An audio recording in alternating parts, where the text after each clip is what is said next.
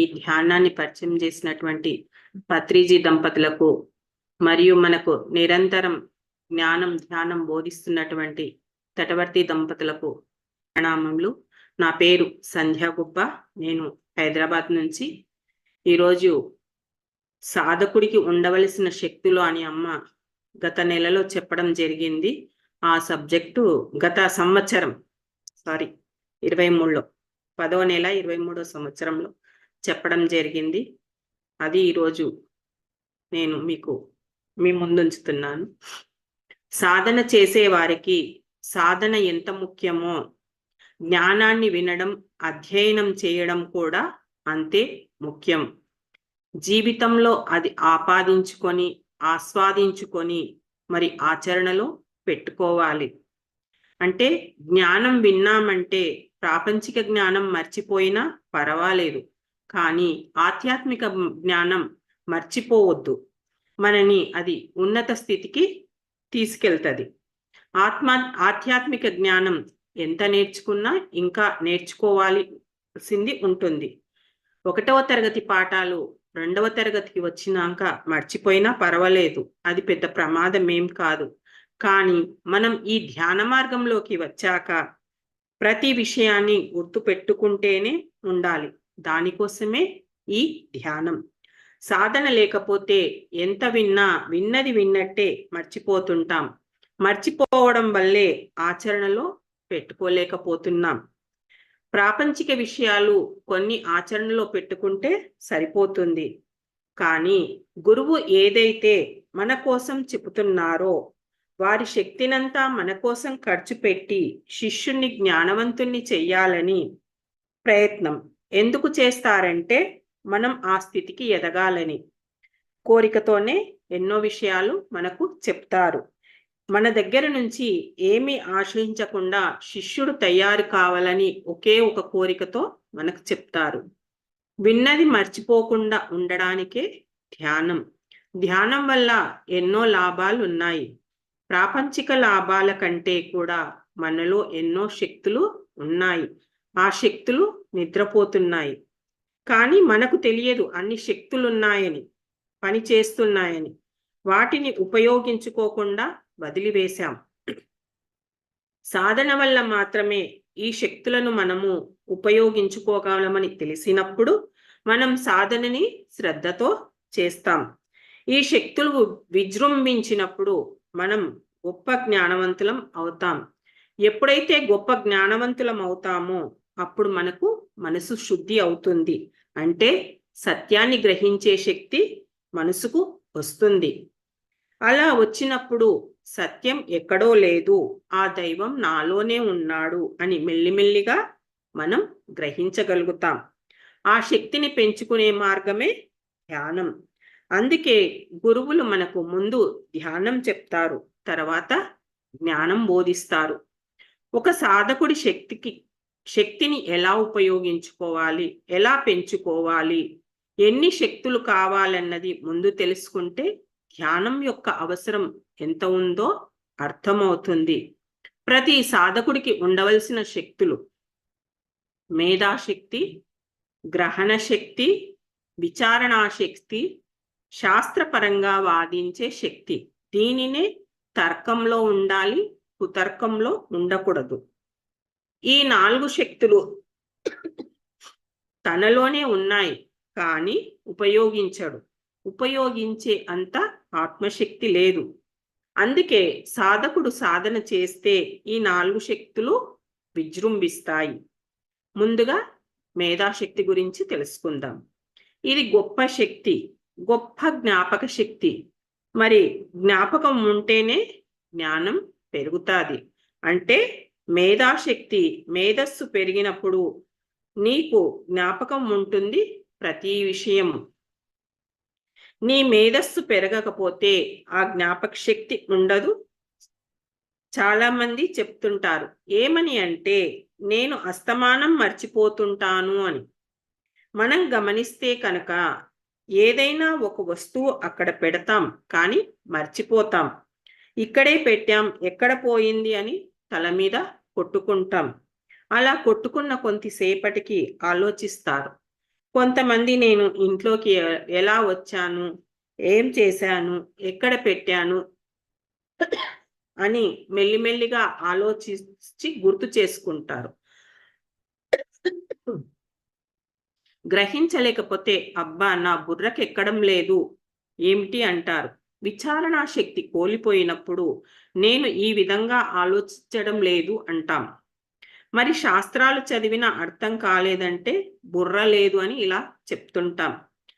ధ్యాన శక్తి పెరిగితే నీ ఆత్మశక్తిని పెంచుకుంటే మొట్టమొదట బాగుపడేది నీ మేధాశక్తియే. అన్నీ ఉండేవి ఈ బుర్రలోనే. అందుకే ఏమైనా సరే తల పట్టుకొని కూర్చుంటారు, ఏ కష్టం వచ్చినా ఏ నష్టం వచ్చినా. అంటే ఏమిటి? ధ్యానం చేయడం వల్ల నీ ఆత్మశక్తిని పెంచుకుంటావు. ఎందుకు ఆత్మశక్తిని కోల్పోయావంటే ప్రాపంచిక వ్యవహారాలలో పడి మనసు మందంగా తయారై మనోశక్తి పెరిగిందంటే ఇంద్రియాల ద్వారా గ్రహించిందంతా మనసులో పోగు వేసుకొని ఈ జన్మలోదే కాదు గత జన్మలోనివి అన్నీ పోగు వేసుకొని తెచ్చుకొని మనసు ఎంతసేపు ప్రాపంచికానివే ఆలోచిస్తుంది. కానీ తనలో ఉన్న శక్తులను తెచ్చుకొని ఆధ్యాత్మిక శక్తులు పెంచుకోవడానికి ఉపయోగించడం లేదు. Sorry madam. ప్రతి ఒక్కరూ కళ్ళ ద్వారా, చెవుల ద్వారా, అన్ని ఇంద్రియాల ద్వారా ఎంతో కొంత లోనికి వేసుకుంటాం. కానీ ఎక్కువ ధ్యానం చేయడం వల్ల ఏమవుతుందంటే ఆ పోగు వేసుకోవడం తగ్గుతుంది. సాధన పెరిగే కొద్దీ, జ్ఞానం పెరిగే కొద్దీ సంఘంలో ఉన్న, సంసారంలో ఉన్న వాటి మీద పెద్దగా దృష్టి పెట్టకపోవడం వల్ల ఏమవుతుంది? మనం ఎక్కడ చూసింది అక్కడే మర్చిపోతాం. మనం 10 మందిలోకి వెళ్తాం. వెళ్ళినప్పుడు మనం గమనించాలి, ప్రాపంచికంగా కానీ ఆధ్యాత్మికంగా కానీ. అంటే ప్రాపంచిక జీవితంలో మనం ఏదైనా ఒక ఫంక్షన్కి వెళ్ళినప్పుడు అక్కడ అందరూ కట్టుకున్న చీరలు ఏంటి, పెట్టుకున్న నగలు ఏమిటి, అక్కడ పెడుతున్న ఆహారం ఏమిటి, ఇలా అన్నిటి మీద దృష్టి పెట్టి ఇంటికి వచ్చిన మళ్ళీ మననం చేస్తూ ఉంటాం. అంటే అక్కడ మనసు ఏమైంది? చూసిన ప్రతి విషయాన్ని మననం చేసుకుంటుంది. అది అలాగే మనసులో ఉండిపోతుంది. అదే ఆధ్యాత్మిక విషయంలో ఒక క్లాస్కి వెళ్ళామనుకోండి, అక్కడ క్లాస్ మీదనే దృష్టి పెడతాం. అక్కడ ఎవరు ఏ చీరలు కట్టారు, ఏం బ్యాగులు తెచ్చారు, ఏ సొమ్ములు పెట్టారని వాటి మీద దృష్టి పెట్టకపోతే ఏమవుతుంది? మనం ఇంటికి వచ్చిన ఏ చీర మనకి గుర్తురాదు, ఎవరి మేకప్లు కూడా మనకి గుర్తురావు. ఎందుకు గుర్తు రావడం లేదంటే మన దృష్టి వాటి మీద పెట్టలేదు కాబట్టి. ప్రాపంచిక విషయాల్లో కన్నులు ఉన్న గుడ్డివాడిలాగా వాటి మీద దృష్టి పెడతాం.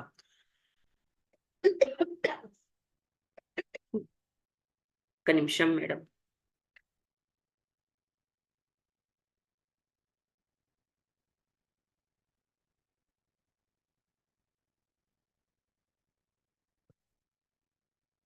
నువ్వు దేని మీద దృష్టి పెట్టాలో వాటి మీద పెట్టినప్పుడే నీకు పదే పదే జ్ఞాపకం వస్తుంది. అందరిలో ఉండాలి, కానీ ప్రాపంచికంలో దృష్టి తగ్గించుకోవాలి. ప్రాపంచికం ఎంత తగ్గించుకుంటావో ఆధ్యాత్మికంపై అంత దృష్టి పెడతాం మనం.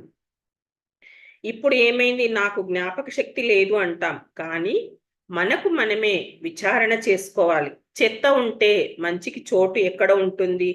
మన దృష్టి ప్రాపంచికం అంతా చెత్తని తెలుసు. ఆ చెత్తను పోగు వేసుకుంటే మంచికి చోటెక్కడ ఉంటుంది? ఈ చిన్ని బుర్ర ఎన్ని గుర్తు పెట్టుకుంటుంది? లోన ఆత్మశక్తి పెరిగే కొద్దీ మేధాశక్తి పెరుగుతుంది. ఇక గ్రహణ శక్తి అంటే ఏం చెప్పినా ఒకసారి చెప్పినప్పుడు విన్నప్పుడు ఇది యథాతథంగా సత్యం గ్రహించే శక్తి వస్తుంది.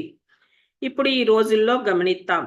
ఆత్మే దైవం అని గురువుగారు చెప్పినప్పుడు మనమందరం పూజలు మానివేసి ధ్యానం చేస్తున్నాం. కానీ ఇంకా కొంతమంది సత్యం తెలిసినా ఎందుకు అలా చేస్తున్నారంటే నీకు సత్యం మీద 100% అవగాహన రాలేదు కాబట్టి నీ చుట్టూ పరిస్థితులు నీకు అనుకూలంగా ప్రకృతి మార్చడం లేదు. ఇక్కడ ఎప్పుడు ఎవరిని దోషం ఎంచవద్దు. నా భర్త ఒప్పుకోవడం లేదని, నా అత్తమామలు ఒప్పుకోవడం లేదు అని, మా ఇంట్లో వాళ్ళు ఒప్పుకోవడం లేదు అని. ఒప్పుకుంటారు. ఆ ఒప్పుకోకపోవడానికి కూడా నీ గత జన్మ కర్మ ఫలమే. నీకు 100% ఆ నమ్మకం వచ్చి వేయాలి. నాకు నమ్మకమేనండి, నాకు తెలుసండి, కానీ మా వారు ఒప్పుకోవడం లేదండి అంట. ఒప్పుకునే డ్యూటీ ప్రకృతి చూసుకుంటుంది. మొదట్లో వాళ్ళు అడ్డం చెప్పవచ్చు, తర్వాత రారు. అందుకని నీవు ఇక్కడ గ్రహించే శక్తి 100% ఉండాలంటే ఆ సాధన ఉండవలసిందే. ఇక విచారణా శక్తి పైకి చూడడం కాదు. ఒక మాట అన్నారంటే అంతరాంతరాలలోకి వెళ్ళి విచారణ చెయ్యాలి. గురువు విగ్రహం దేవుడు కాదు, ఆత్మే దైవం అంటే నీ విచారణ ఎంతవరకు వెళ్ళాలి అంటే ఆ విగ్రహం ఎలా తయారు చేస్తున్నారు, ఎవరు తయారు చేస్తున్నారు, ఎవరి ఊహా చిత్రం అది అని అంతవరకు వెళ్ళాలి నువ్వు. అలా వెళ్ళినప్పుడు అది ఎక్కడి నుంచి వచ్చిందో, ఎవరి చేతుల్లోంచి వచ్చిందో, అది ఎలా వచ్చిందో నీకు అర్థమవుతుంది.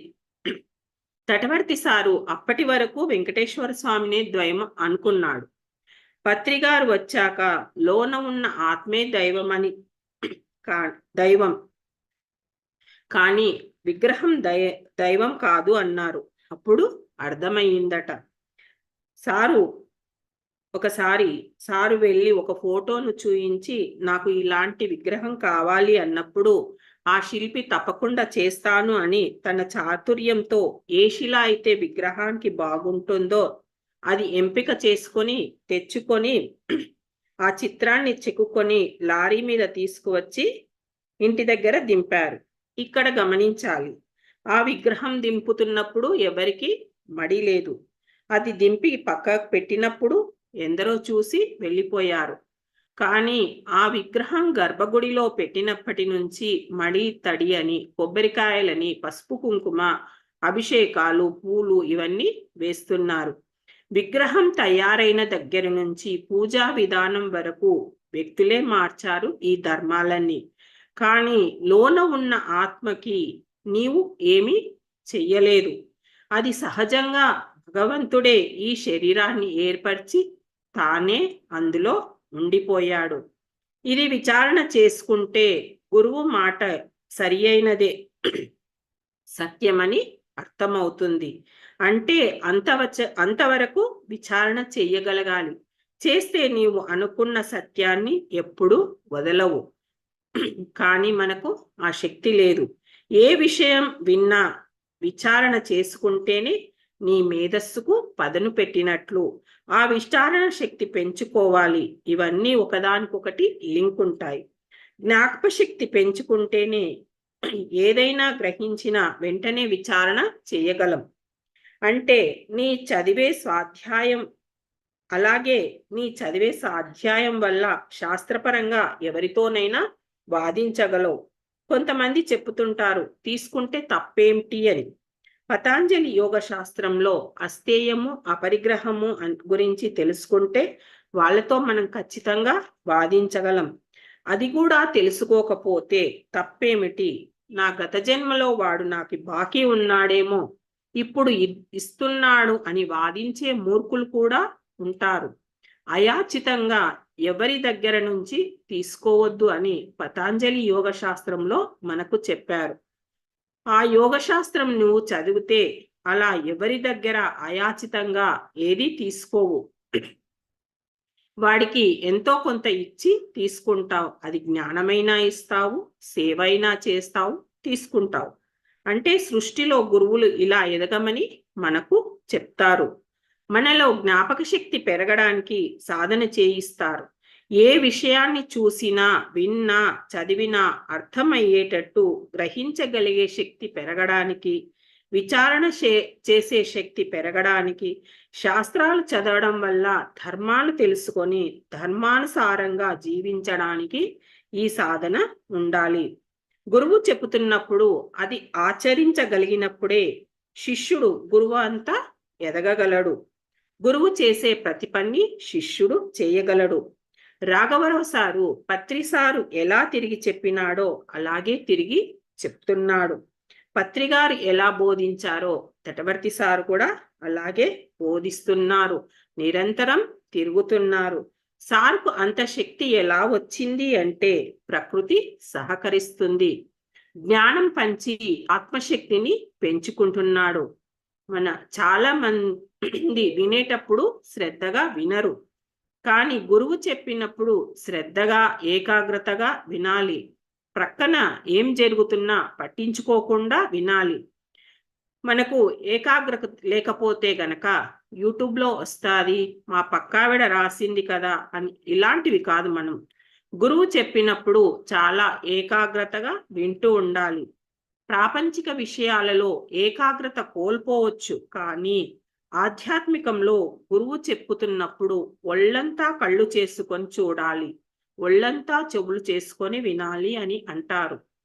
శిష్యుడిలో శ్రద్ధ ఉంటేనే గురువు ముఖతః నీ శ్రద్ధను చూసి ప్రకృతి నీకు ఎంత కావాలో అంత ఇస్తుంది. ప్రకృతికి నీవు నేను అనే తేడా లేదు. జ్ఞానం కోసం తపన పడే ప్రతి ఒక్కరికి ప్రకృతి ఇవ్వడానికి సిద్ధంగా ఉంది. ఆ ఇచ్చేది ఎలా ఇస్తుంది అంటే గురువు ద్వారా ఇప్పిస్తుంది. అందుకే గురువును ఒక వ్యక్తిగా చూడకు, ఒక శక్తిగా చూడు అంటారు.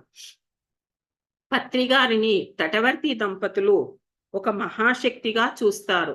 గుడిలోని ప్రసాదం ఎంత భక్తితో కళ్ళకు అద్దుకొని తింటారో అలాగే పత్రిగారి ప్రతి మాటను వాళ్ళు అంత శ్రద్ధగా వింటారు. ఆయన మాట్లాడుతున్నప్పుడు ఒక మహాశక్తి పరమాత్మే మనకు బోధిస్తున్నాడు అని అంత శ్రద్ధగా వినాలి, విందాం కూడా. ఆయన మిగతా ప్రాపంచిక విషయాలు చూస్తున్నప్పుడు ఒక వ్యక్తిగానే చూస్తాం, కానీ ఆధ్యాత్మిక జ్ఞానం బోధిస్తున్నప్పుడు అక్కడ గురువు కాదు, ఆ పరమాత్మే బోధిస్తున్నాడు అని శ్రద్ధగా నీవు వినగలిగినప్పుడే గురువు ఏ భావనతో చెప్పాడో ఆ భావన నీలోకి సూటిగా వెళ్ళిపోతుంది. గురువు చెప్పేది అంతా పరలోక జ్ఞానమే.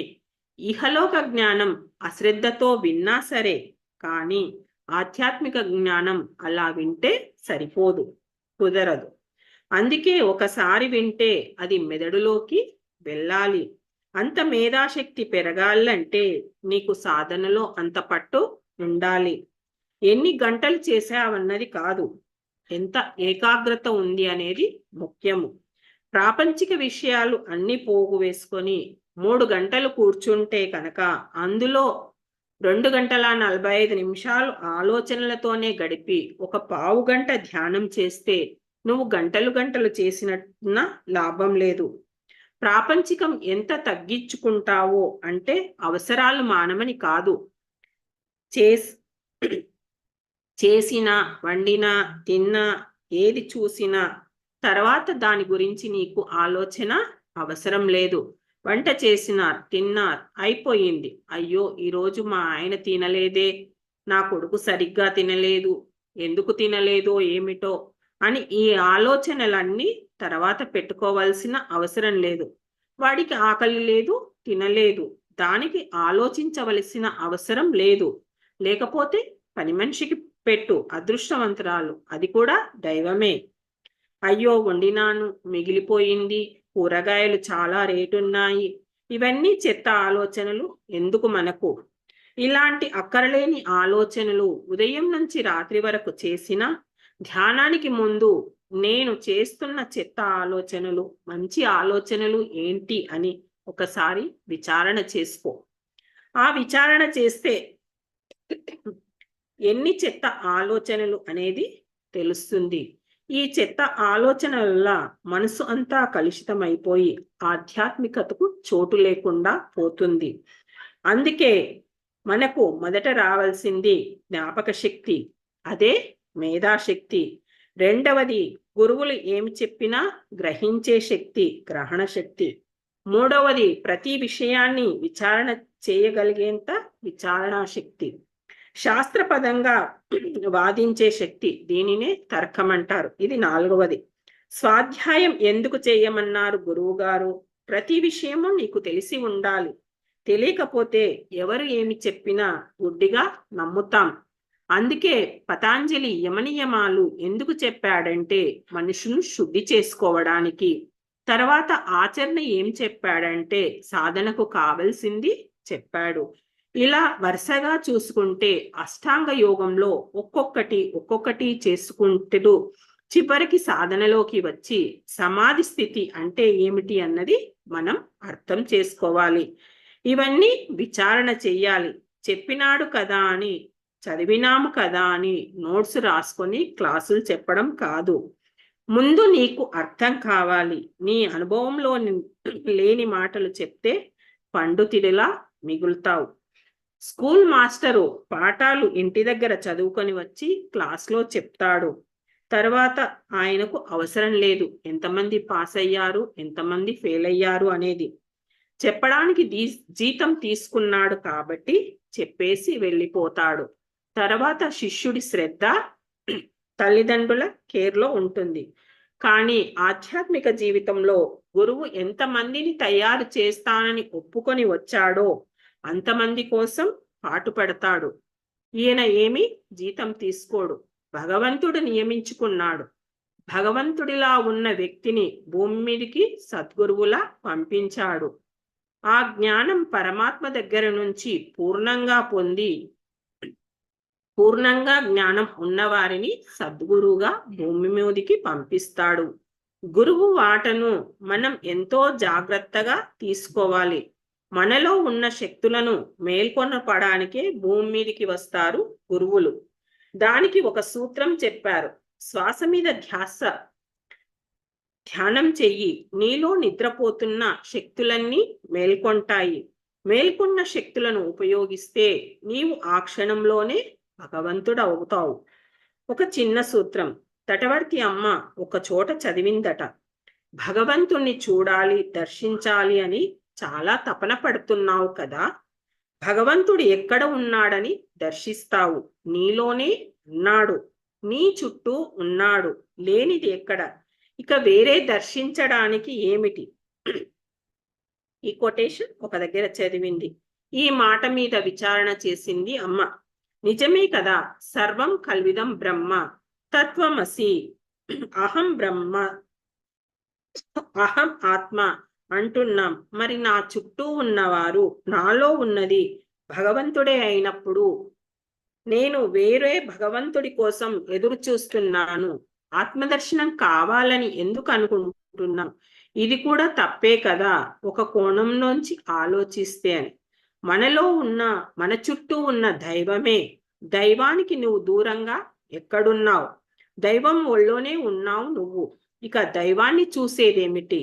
అనువనునే ఆయనే ఉన్నప్పుడు నువ్వు వేరే చూసేదేమిటి అని ఒక ప్రశ్న చదివిన తర్వాత తటవర్తి అమ్మ ఇక ఆత్మదర్శనం కావాలని చూడలేదట.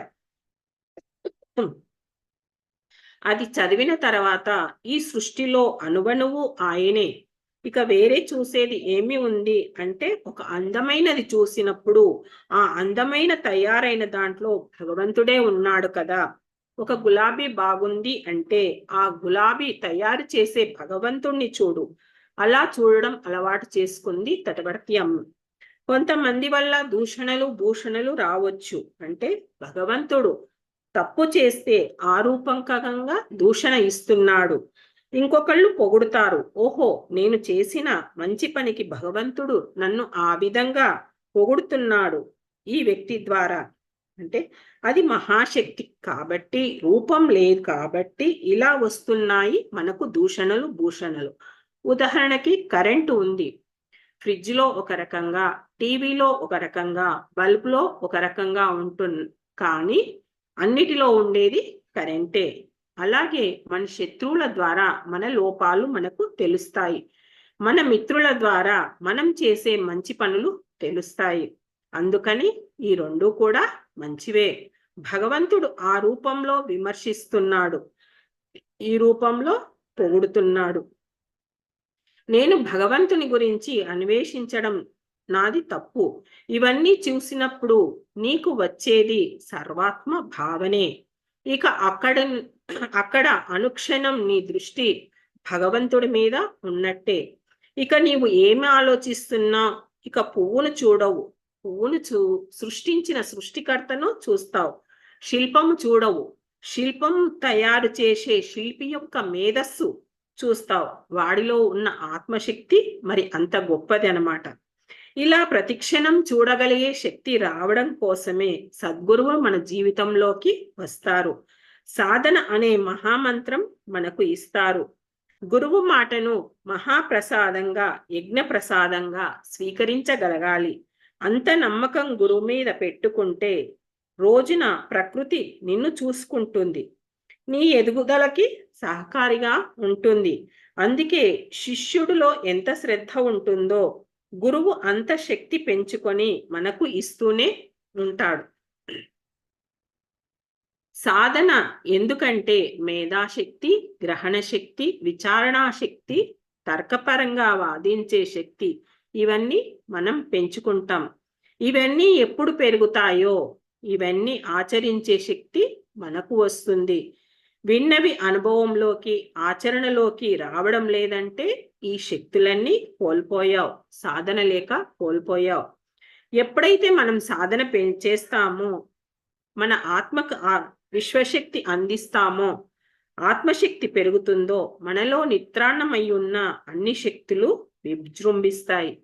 అప్పుడే జీవుడు దేవుడవుతాడు. Thank you madam.